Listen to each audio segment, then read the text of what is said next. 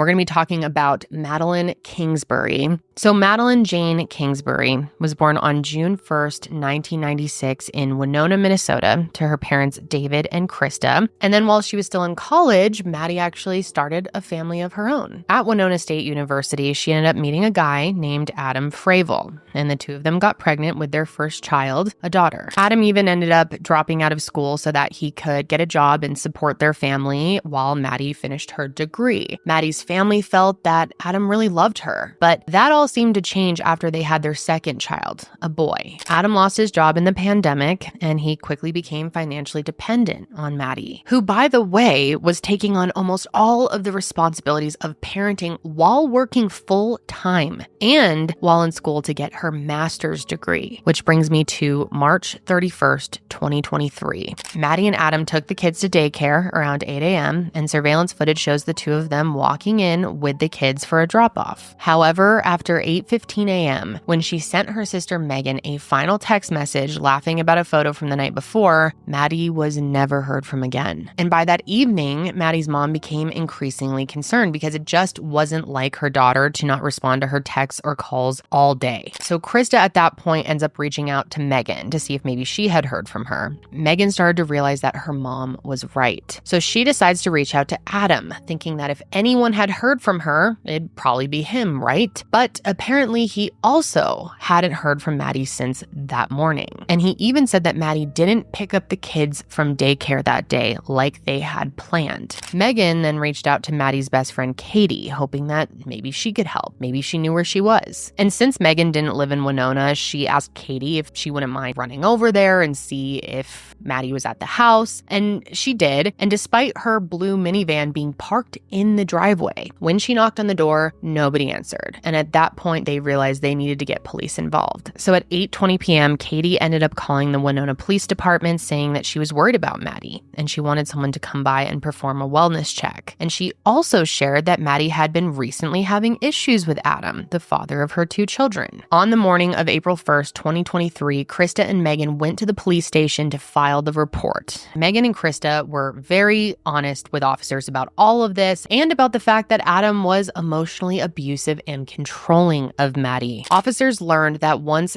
Adam had pinned Maddi down, put his hands around her throat, and told her that if she didn't listen up, she was going to end up like Gabby Petito. Now, that's one thing you got to know about Adam Fravel is he had a weird obsession with the Gabby Petito case.